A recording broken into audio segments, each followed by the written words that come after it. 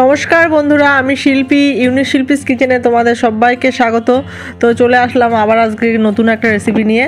তো আজকে আমার রেসিপি হচ্ছে পাটিসাপটা। তো শীতকালে তো সবাই পিঠে খাবে, তো চলো তাহলে রেসিপিটি শুরু করা যাক। তো প্রথমে একটি বলে আমি নিয়ে নিলাম এই কাপের 1 কাপ চালের গুঁড়ো, আর নিয়ে নিচ্ছি এই কাপের হাফ কাপ ময়দা,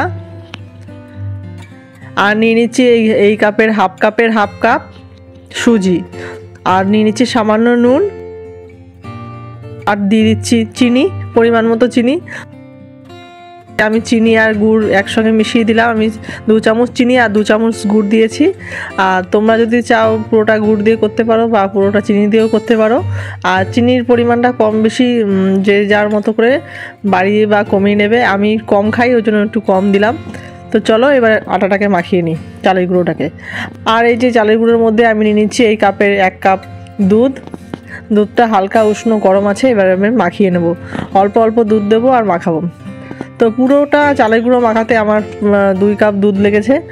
তো অল্প অল্প করে আমি দুধ দিয়ে চালের গুঁড়োটাকে মাখিয়ে নিচ্ছি।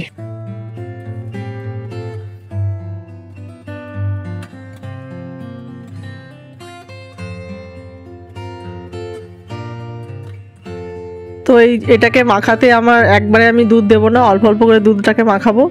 তো এই যে দেখো আবারও মাখিয়ে নিচ্ছি একটুখানি। আস্তে আস্তে করে এইভাবে যত সুন্দর করে ফেটাবে তত মিশ্রণটি ভালো হবে। এই দেখো এরকম একটা মিশ্রণ তৈরি হবে।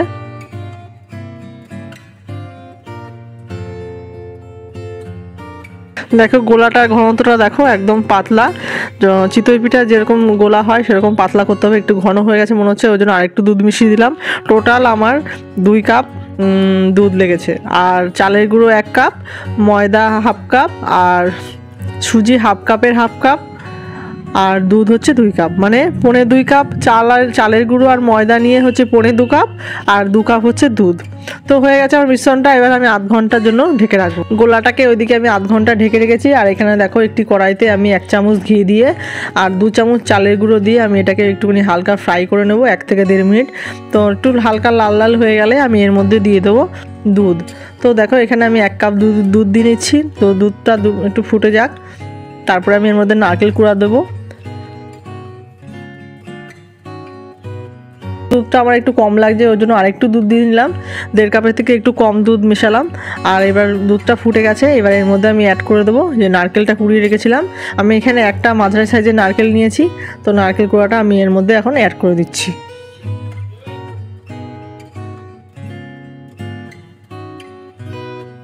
আর এখানে অ্যাড করে দিচ্ছি দেখো এই বাটির 1 বাটি খেজুরের পাটালি গুড়। আমি এটাকে ভালো করে গ্রেট করে নিয়েছি, এর মধ্যে মিশিয়ে দিচ্ছি। তো তোমরা যদি এর মধ্যে চাও চিনি মেশাতে পারো বা মিষ্টির পরিমাণটা কম বেশি করে বাড়িয়ে দিতে পারো। তো আমি একটু কম খাই, ওই জন্য কম দিলাম।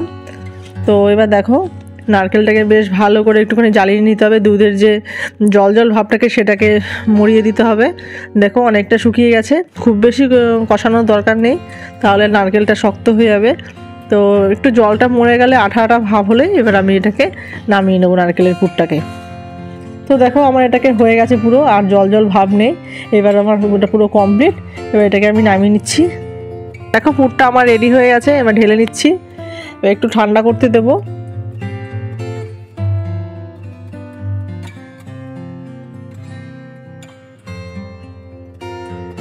পুরটা আমার রেডি হয়ে গেছে, একটু ঠান্ডা হোক। আর এদিকে দেখো চালের গুঁড়োর যে মিশ্রণটা বানিয়েছি সেটার ঘনত্বটা দেখো একটু এরকম হবে।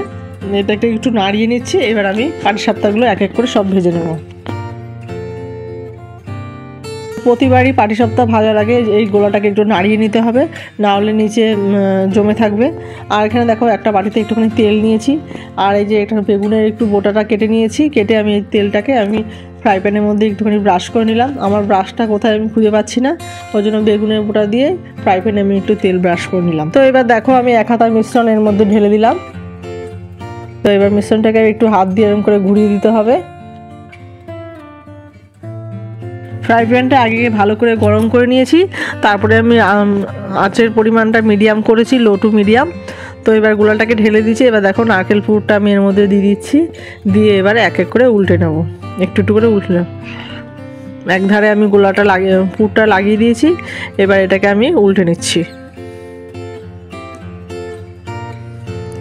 দেখো আমার পাটিসাপটাটা পুরো রেডি, কত সুন্দর পাটিসাপটা হয়েছে। তো এইভাবে এক এক করে আমি সব কটা পাটিসাপটা বানিয়ে নেব।